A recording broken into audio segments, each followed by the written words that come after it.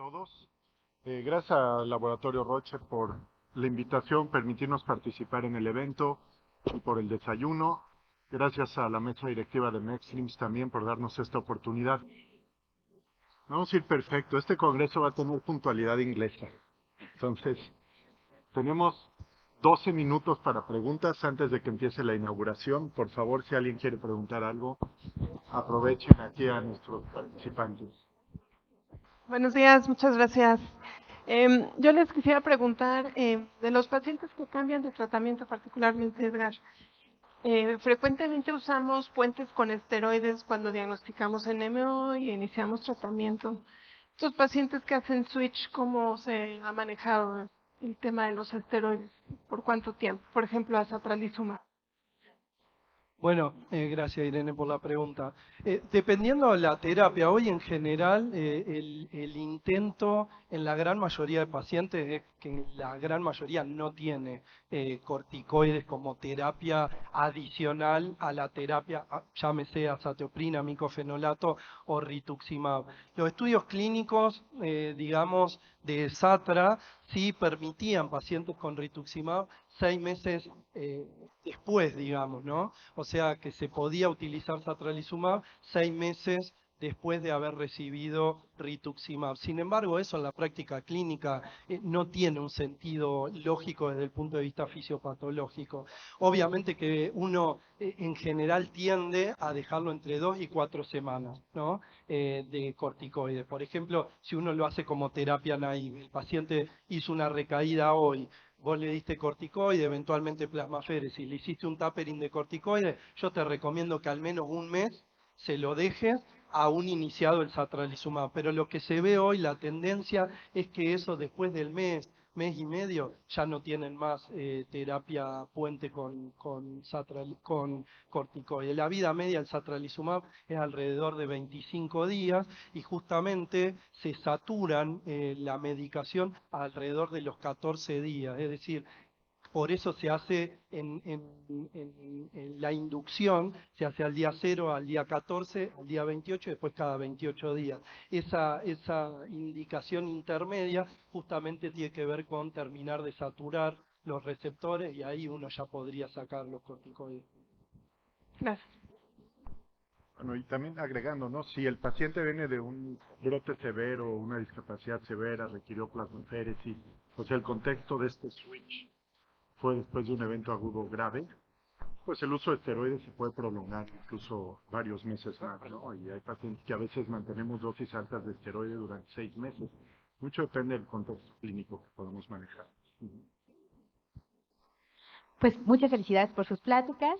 A mí me interesaría preguntarle sobre su experiencia con el manejo de doble terapia en NMO, a diferencia de la esclerosis múltiple, que con un solo tratamiento a veces podemos controlar a los pacientes. En NMO tenemos cuadros fulminantes.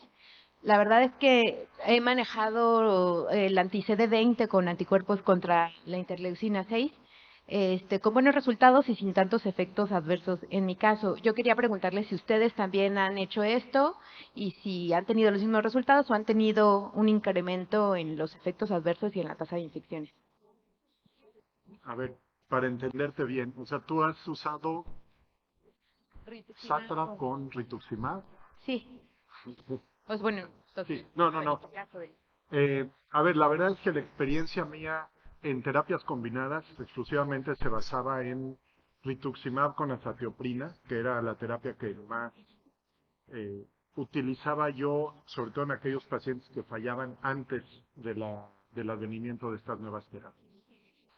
Yo en una terapia combinada CD20 antiinterleucina, receptor de interleucina 6, la verdad no tengo experiencia, no podría decirte. Quisiera creer que si se hace, sobre todo debe ser algún paciente que tenga muchos brotes, muchas recaídas y posiblemente haya tenido ya falla al tratamiento. Y por supuesto hay que estar pendiente del riesgo de infecciones serias, ¿no? E incluso estos pacientes hasta podría decir estar precavido de otro tipo de infecciones oportunistas. No sé si alguien de ustedes tenga experiencia.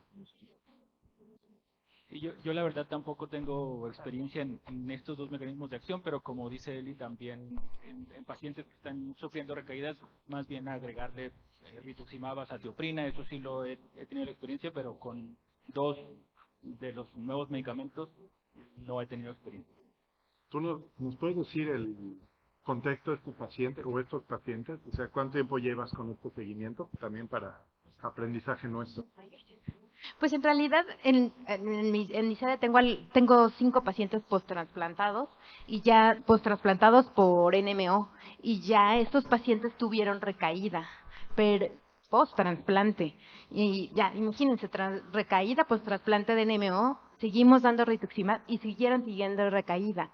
En realidad, pues a estos pacientes tenían rituximab y les agregamos en este caso O tocilizumab, sea, el porque no contexto del rituximab era por recaída, ¿no? Sí, por recaída. No, el contexto del primero tuvieron años con rituximab, tuvieron recaídas.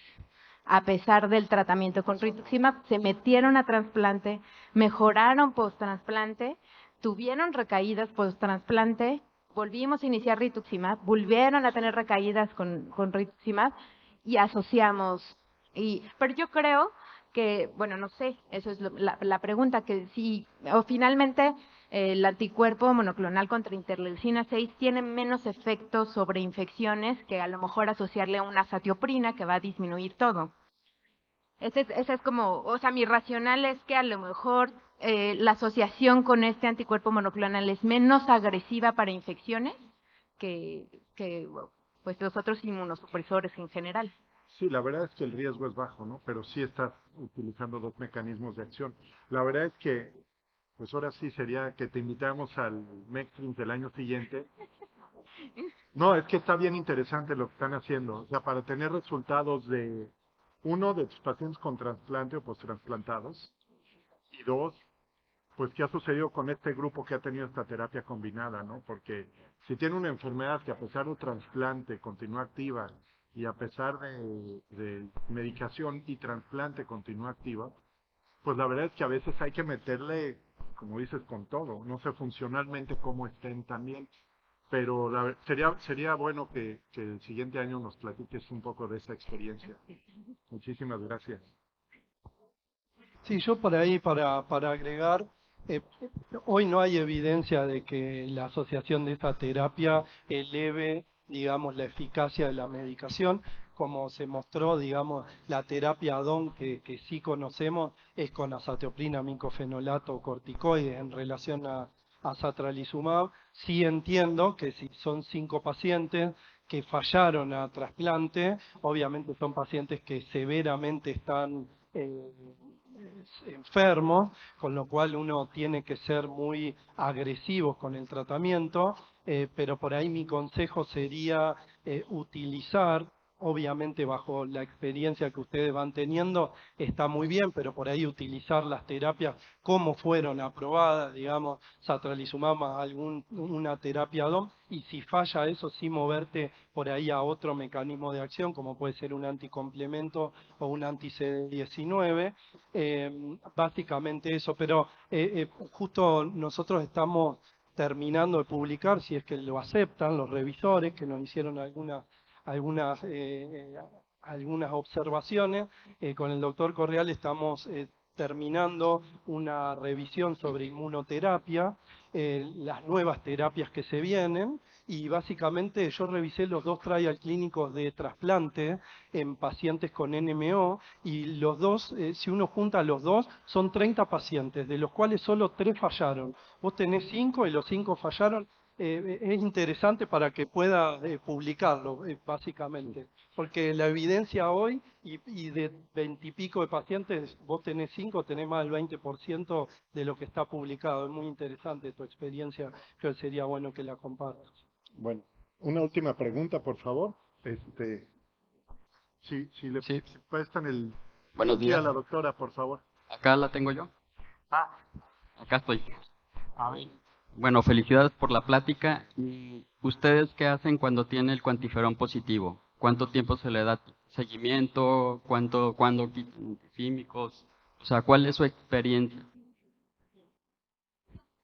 Básicamente yo lo manejo al igual que las terapias de esclerosis múltiple.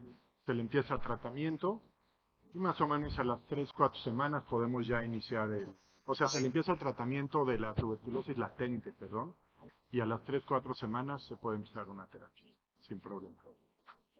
Y ya se continúa el tratamiento de la tuberculosis, el tiempo que se requiera, pueden ser varios meses, unos 4 meses.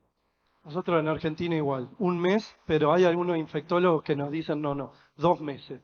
Pero bueno, eso después hay que charlarlo con el infectólogo, pero al menos 1 mes y después obviamente seguir con isoniazida como terapia preventiva. Doctor. Sí, bueno, yo volvía un poco al tema del trasplante, porque mi pregunta es, ¿trasplante autólogo o halogénico? Halogénico. Autólogo, dice. No, ¿Dijiste autólogo o halogénico?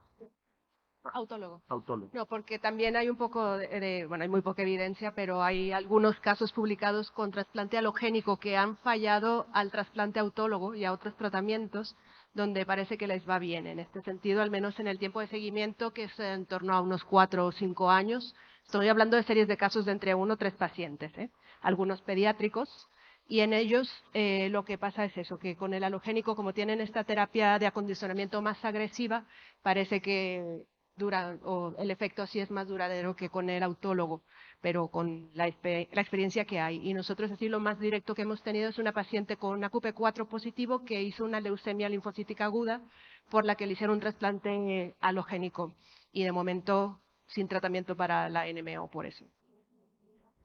Muchísimas gracias, Gloria. 9:15 en punto. Gracias.